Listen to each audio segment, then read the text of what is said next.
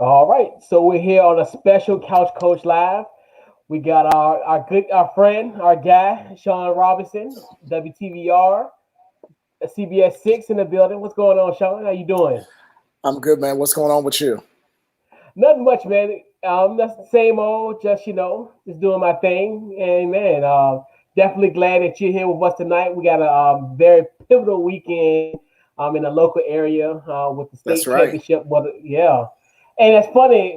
As we talked earlier, where we came on in September, everything was like in limbo. We didn't have high school football. NFL was kind of in the limbo because just due to the hmm fact of the pandemic at the time. So definitely. We're definitely gonna get after it. So, Highland Springs versus StoneBridge, part four. Wow. So, Sean, your thoughts on this matchup? It's weird.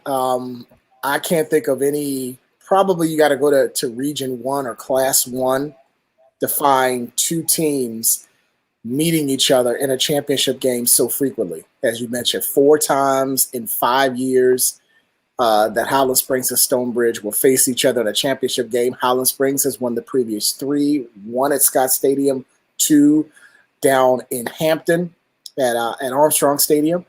Uh, you know, two teams that are similar but a little different than the last time they met back in 2018. Um, for Highland Springs, most of the coaching staff is there, led by Lauren Johnson. Got a great staff, defensive coordinator, Coach Simmons, and Stonebridge. Coach Thompson has been there since the inception of the program. And think about this: they've been to now 10 state finals, 10, Wow. but yet have only won once in the final game. So they've got a lot to prove. They got a huge chip on their shoulder getting there, trying to finish the deal. And think about this. They've been in the championship game 5 straight years. Highland Springs 4 times. They played in the 2019 final. I'm sorry, not 4 straight years. Tuscarora played in one of those years, but it was 4 out of the last 5, I believe. They played in the 2019 final against Maury. Commodores beat them then. So they got a huge chip on their shoulder to win a state championship. And for Highland Springs, I had a conversation with the guy. Week 1, I was at the Hermitage Varina game, first week of the year, and the guy was telling me about, these are going to be 2 teams that you got to look out for in Region 5B. And I said, yeah. I said, but there's a team that wears black and gold that plays in the East End that is just so focused and so determined. And so, I mean, I hadn't gone to a practice, but just getting the feel of these guys since their signing day. And all they talked about was getting back to the title game. We will not have what happened in November of 2019 happen again. They lost to Varina. They had the long winning streak of 40 games snapped. They didn't want that to happen. They said they would not lose a game. And right now they sit 1 win away from completing the undefeated season they had talked about since, January, February. And for a lot of, for these seniors, some going to D1 schools, they want to cap it off in a major, major way against Stonebridge on Saturday. Yeah, and the irony of it, what's funny is they played a game at Verona. Yes, that's the weird thing. I mentioned that to Lauren after Lauren Johnson, the head coach of Highland Springs, after they beat Maury at Norfolk. I said, you get to host a state final, but it's at Verona. And he laughed and he was like, well, it's in the 804. It's in the East End, but it's at Verona. But, the cool thing about it, and he said it all week, they get to sleep in their own beds. They don't have to travel far. This will be the shortest trip to a state final. They had driven, about 90 minutes, almost 2 hours to Scott Stadium. They did that trip to Hampton a few times, which is about, on a bus, probably about a 2-hour drive down to Hampton. But this is a car trip. If it was warm, they could ride a bicycle if they really wanted to. But it's going to be a short trip. They get to sleep in their own beds. They're going to get to practice really, really close. They're going to practice on the field, which they've played on all year. They've practiced in the playoffs on that field this year. They are very familiar with the surroundings at Varina, and they're very familiar with the opponent they're going to see Saturday at Stonebridge. Like I said, some of the names are different, but the mentality for Stonebridge remains the same. They are a very physical, running football team that has a solid quarterback. But Highland Springs has seen that this year. They probably have one of the best defensive lines, not only in this region, but in the state, led by Kelvin Gilliam, who's going to Oklahoma. Rashad Purnell is a great defensive lineman as well. They got a great rotation of guys as well. It's gonna be fun to watch. And I know the Highland Springs people are going to be coming in full force with social distancing and the amount of people that are going to be allowed to watch the game. But they've been talking about this since, like I said, since the offseason. They have talked about being in this game. They've said it from day one. We are going to be in the state final. And I think they're going to, come out business as usual. They were expecting to come. They're in the final, and they're expecting to win. And we'll see Saturday if they can complete the undefeated season. Yeah, and it's going to be such a tough ticket to get. And it's – yeah. Because I know last week's game sold out within like 8 minutes. And down there, yeah. Who knows what's the pre-sale of it for tomorrow is going to be. It's going to go quick. I want to say the number is 1,000, 1,500 total. Yeah. We're fortunate to be on the sideline to shoot it. And like I said, when you get to this time of year and you see the guys who have worked so hard from, for these guys now really since December of 2019, really since that game against Verona in 19, they've been working for this opportunity to play in the state championship. So it's been 18 months plus that they've wanted to be here. And, like I said, it's all going to come down to 48 minutes of championship football for Highland Springs. They've been there, like I said, 5 times in 6 years. And I think they're going to come in business as usual Saturday afternoon. Absolutely. So also, what are the keys for Highland Springs victory? I think number one, they've got to establish the run early. They got to have a strong running game. They didn't have a really good running game last week against Maury, and credit the Commodores defense for that. They really stacked the box against Highland Springs. Dare Juwan Dent to make plays in the air. He made 2 really, really good throws in Saturday's win against Maury. In fact, his second touchdown to Latrell Sutton was probably his best throw by far in the game. So I expect StoneBridge to do the same thing like Moore. I expect them to put 8, 9 guys in the box, stack it against Jackson, dare Dent to make throws. If he's able to make throws, you tip your hat and say they were able to get the job done. Now, if they can establish the run, even with 8 in the box, I think Highland Springs has got a really good chance to win this football game, because I think most of the year the offense has been on Jordan Jackson's back, the young man that's going to St. Francis in the fall. Defensively, they're just going to keep doing what they were doing. And I talked to a parent this week after I talked to Lauren, and I said, shooting with the camera, I really can't see, the 11, defensive players a lot, wide.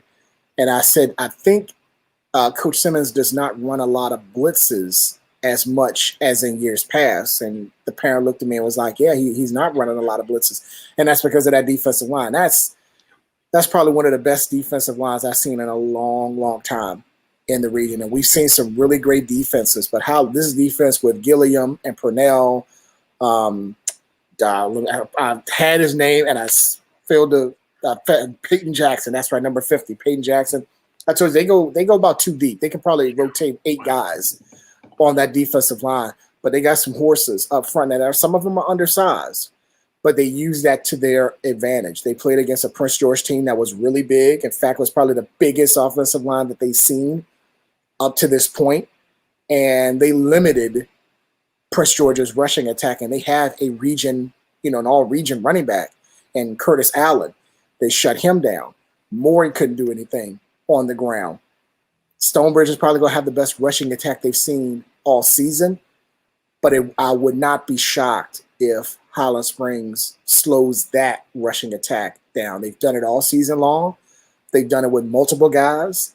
They do it with speed. They do it with athleticism. They corral the player. It's not just one guy that's there. It's normally you see about 3, 4, 5 black jerseys at one time.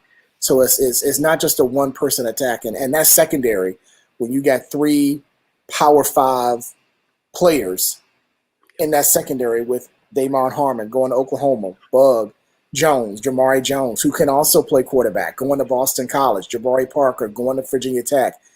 You don't necessarily got to blitz a lot. If you can pressure their quarterback with 4 and drop 7, and you got 3 guys in the secondary that are going to Division I Power 5 schools, you take your chances with that.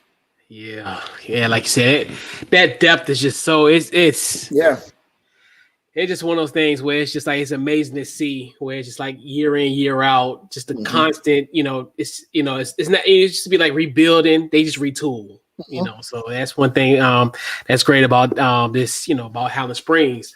So we're switching gears now. So when we talked in September, we looked at the Washington football team, and it was almost like it was despair. It was almost kind of like we was expecting the worst, but lo and behold, they did. Even in the 7-9 effort, this team did make it to the playoffs. So, right, exactly. Somebody's got to win the division. Washington won it, and they can be told and can be announced as the defending NFC East champions. Champions, yes. It has a great ring to it. Yes, it does. And then, and the silver lining in all of it, we were 8 points short of beating the Super Bowl champion Tampa Bay Buccaneers. So they gave Tampa the best. They gave Tampa the best game all playoffs. I mean, they handled Green Bay in the conference final. They went to New Orleans, and they essentially made Drew Brees retire in that game. And in the Super Bowl, I was shocked how dominant they were against Kansas City. They literally made Patrick Mahomes look like he was back at Texas Tech. I mean, they did it. I mean, they shut him down completely. They made sure that Tyreek Hill, and I mentioned that to some people prior to that game, you're not going to allow Tyreek Hill to go over the top. You're going to take that deep ball away. You're going to dare Kansas City to be methodical down the field, which sometimes they're not accustomed to do. And you're going to probably, if you can, double team Travis Kelce. You take away the deep ball, and you see how patient Kansas City can be. If they go 12, 13 plays, and they go down the field and they score touchdowns, tip your hat, hey, you beat us. You cannot let them make the big play. You cannot let them get the deep ball to Tyreek Hill, and they totally took that away from Kansas City. And you saw what a Kansas City Chiefs team will look like if you can do that. But you got to have the players, you got to have the personnel, and you got to have a game plan for it to all come together. And for that one night, Tampa Bay was able to do that. Yeah, and I think the biggest issue was Eric Fisher injury in the AFC Championship game. I thought that was huge. That was huge. And then I'm thinking to myself, why did Baltimore give them Orlando Brown? Like you're handing them back the AFC Championship and going back to Super Bowl. Because I think I thought about that too. Like this imagine you had Orlando Brown there, he would have gave him about a second or two to throw, and those passes would have connected. I think for the most part it would probably be a totally different game. But the thing was, Tom Brady got no pressure in that game. Casey's defense gave Tom Brady no pressure at all. So the question would be, could Kansas City match score for score with Tampa? Don't know. I mean, for one game against Washington, give or take a couple of, mistakes, they matched them with Taylor Heineke. Yeah. So, and of course in DC, when they saw that, it's Taylor Heineke, all hail Taylor Heineke, he's the guy, he's going to get the job. I'm like, calm down. Okay. They lost by 8. Heineke played great, but number one, I mean, I don't know if Tampa really expected Taylor. Now, if they expected Taylor to start or play significant minutes and he still performed like that, okay, then maybe you say, okay, he's got something. I wonder, come the offseason, come minicamp, come preseason, how does Taylor play with now somewhat of a full offseason under his belt? He already knew the system because he played in Carolina, played under Rivera, played under Scott Turner, Rivera's OC, so he does know the system. But now you have two guys that played with Rivera at Carolina with Heineke and Kyle Allen, and also the wild card and Ryan Fitzpatrick, who you picked up this offseason. So you got three guys already in the quarterback room, two that know the system. I would assume Fitzpatrick knows the system with his tour around the league and the different stops he has made. It's going to be quite interesting to see who gets that start week 1 this season. Everybody, I would assume, would still think Taylor should get an opportunity, which he will. But, I mean, Rivera didn't get Kyle Allen from Carolina just for him to be, sitting in the wings. And again, you don't get Ryan Fitzpatrick just to be a guy that's sitting in the wings. So I think it's going to be a very competitive quarterback room. And I think it's something that it's been needed, I think, in Washington for a long time right about now. Yeah, absolutely. And actually, we allude to it now. So with the free agency, we talked about Ryan Fitzpatrick as one of the key acquisitions, and then other ones like Curtis Samuel and also William Jackson. Your thoughts on Washington's free agency? Well, they filled needs in those I guess those key signings they got. They got Fitzpatrick. They needed a veteran quarterback. You got the veteran quarterback. You needed another receiver opposite Terry McLaurin. You did that at Curtis Samuel. Again, a Carolina guy who knows the system, who's played under Rivera, who's played under Scott Turner. Good fit, good speed. So now you got two guys also that can now stretch the field. You can't always double team Terry McLaurin now with Samuel in the mix. So I think that was a good pick. Another under the radar move was getting Humphreys in the slot. I don't think Washington's really had a solid slot receiver since Jamison Crowder left. Yep. Jamison Crowder was a really good slot receiver coming in after he was drafted out of Duke. When he left for free agency to go with the Jets, I don't think they really found somebody to take his spot. They've tried a lot of guys. They tried Trey Quinn a few years ago. Remember, he was Mr. Irrelevant in the draft from out of SMU. They let him go by free agency. He couldn't stay healthy, even though Jay Gruden absolutely loved him in camp, but he just couldn't stay healthy. Steven Sims, another guy, but who could play slot, also is on special teams, playing in kickoff duty. Not consistent.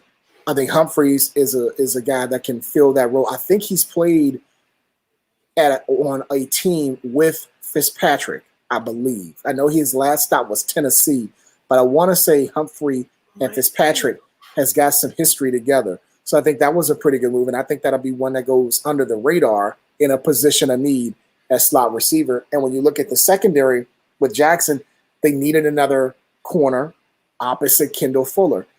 And he can also be the slot corner as well. So that was a really, really good move. They filled positions of need. They didn't spend a boatload of money to get these guys, which I think was another smart move by Rivera and his guys. So they still have an opportunity to go out of free agency and maybe get another player or two to fill a position of need.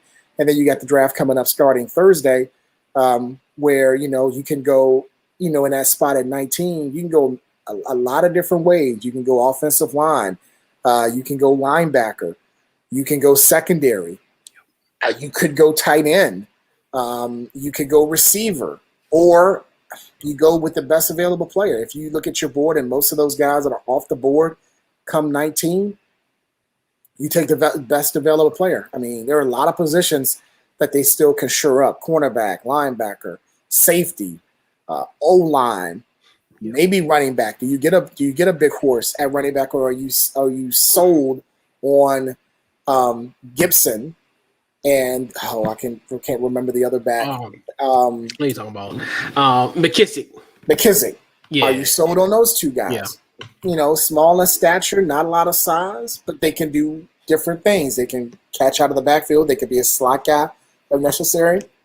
So I mean, they got some spots. Do you try to fill that right guard position, possibly, and keep Brandon Scherf for one more year? Do you try to trade him since he's under the franchise tag to get some collateral in return? I mean, you can go a lot of different ways with that draft pick in number 19, and or do you trade? I mean, or they could trade up as well. It's an interesting spot, and one again we haven't talked about in a while. They've normally been top 5, top 10. 19, You can go a lot of different ways, and I think there's going to be great value in that position, pending on what direction they go. I think they can get value in any location in that spot. Yeah, and I think, like you said, it's to a point where I don't think they can get it wrong. But you obviously get it wrong, but in certain positions. So any players on the wish list, particularly at 19 for Washington? I mean, wishful thinking. If I'm Washington, if Pitts is there at 19, which he probably would not be, the tight end from Florida, you sign that card within 30 seconds, you give it to the commissioner, and you bring him to DC immediately. Because he could be another Jordan Reed without the injuries. I mean, he came from Florida. True. Reed came from Florida. He's got the athletic ability like a Jordan Reed, great hands. I mean, it's right there for the taking, but I don't think he goes down that far to 19 unless you trade up and think he could be that guy. Because then if you have him with Logan Thomas, that's a pretty good tight end combination with those two, because Thomas showed down the stretch he could be that security blanket. He's not going to stretch the field and go 4-5 or 4-6, but he can get you the intermediate plays that you could need. And he was Alex Smith's security blanket late in the season. So if he's there, McKissick and Gibson, that's your core group. If he's there. Now, if he's not there, then it would be, I mean, where do you think the position of need is? I mean, there are some good offensive linemen at 19. I would go secondary, to be honest. I mean, you already got Eric Flowers in a trade, so you got the O-line set a little bit. I think this draft is deep at the offensive line position, so you could probably get an O-line maybe in the second round to help that group. To me, I go secondary. And if I would assume Patrick Surtain Jr. is going to be gone. He's probably going to be gone within the first 10 picks. The guy from Alabama. The one who I would keep an eye on in that spot, if he falls, and I think he will because of some issues, I think would be Caleb Farley from out of Virginia Tech. If he goes down to 19, I would really keep an eye out on Washington picking him. You already got the Hokie connection with Kendall Fuller on one side, Logan Thomas at tight end. The back issues, I think, are all clear. He did get a positive COVID test, so he's not going to be in Cleveland for the draft. If he falls to 19, I think you got to really, really see if you can get him at that point. Because again, I think he could play outside the numbers at corner. He could play inside in the slot against a receiver. And like I said, he's got that Hokie connection. I think it would be a really good fit if Farley slid down to 19.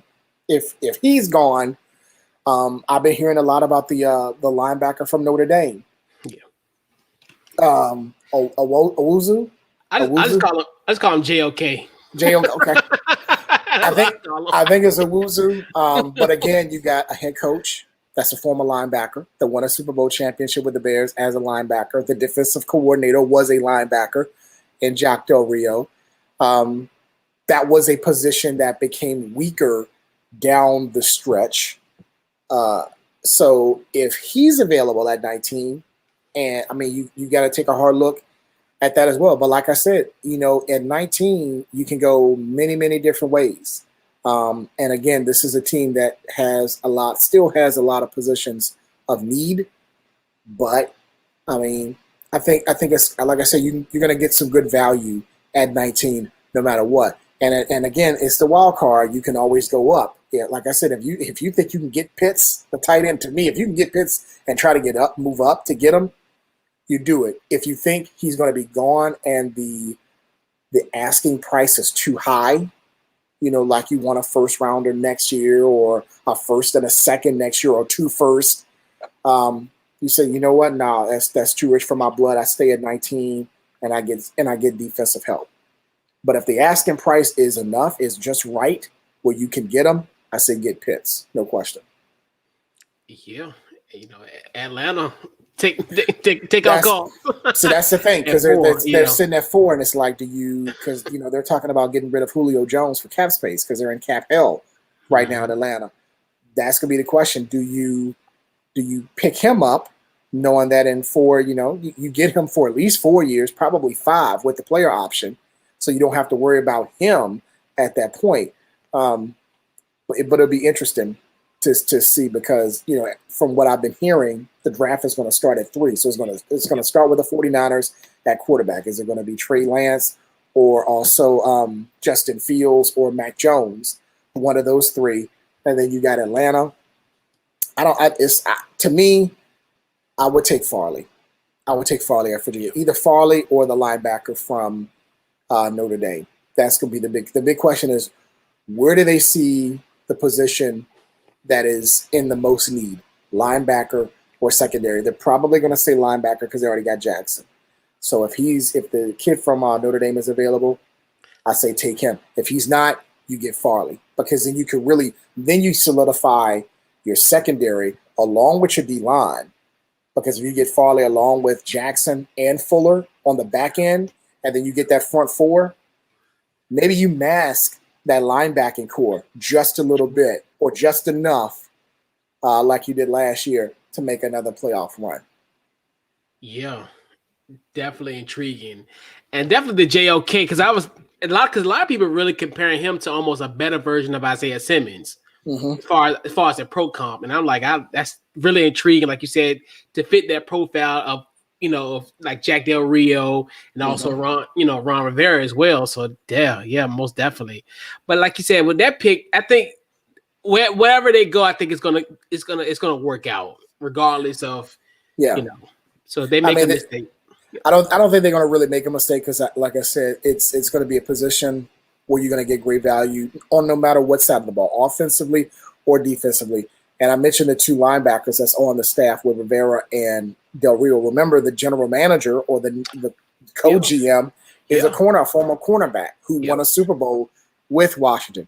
So to me, I mean, it has the makings of getting a defensive player in the first round, but you don't know. You don't know about the trades ahead of them. They're probably working the phones to see if they can move up. I mean, if they can move, like I said, to me, the only way they would move up, I think, is if they know they can get Pitts. I think Pitts is going to me, outside of the quarterbacks and probably the 2 receivers out of Alabama, the Heisman Trophy winner and Waddle.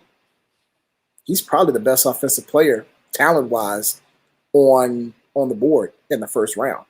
And if you can get one of those guys, if you can get him early and don't have to give up a lot, and that's going to be the key. How much is the asking price?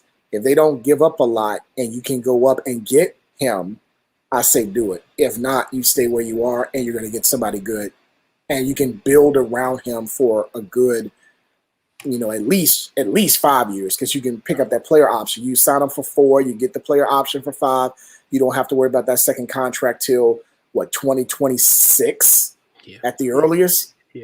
Yeah. I mean, I think you're gonna get value at 19, and I think that's, probably from their thinking, that's where they're gonna stay, because they haven't done a lot of free agency. So I kind of doubt they're gonna, mortgage the future to move up in the draft to get somebody. Yeah, and they've been very conservative in the irony of it all. They've been, not a lot of money has been spent. I mean, Fitzpatrick, I think, was a 1-year deal. Jackson, I think, was 3. Samuel might have been 3. Humphreys, a couple of years. I mean, they haven't broken the bank in free agency, unlike in years past when the big names were out, they were first in line. Ron Rivera said, "No, we're going to go young, outside of Fitzpatrick, young and cheap." And I think they've done a good job for the most part in free agency right now. So, but the question is going to be, what are they going to do in the draft? Yeah. They did good last year. Remember, they did good last year because they got the Rookie of the Year in Chase Young. I mean, that was the obvious pick. They made the pick. He did not disappoint. They went defense last year with Rivera. I got a feeling they're going to go defense again this year, but I could be wrong. But I think based on everything, I think they go defense with that pick. Yeah, absolutely. And yeah, most definitely.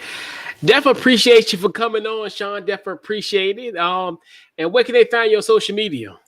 They can find me on CBS 6 Sports Sean on Twitter, CBS 6, the number 6 Sports Sean. And then on Instagram, it's SKR1125. And on Facebook, they can look up Sean Robertson, WTVR CBS 6 is my Facebook work page. Absolutely. Definitely appreciate you for coming on, and we'll do it again. We'll do it. Hopefully, we'll do it again soon. Hopefully, when the high school football season about to begin and the NFL season, hit me up and we can do it again.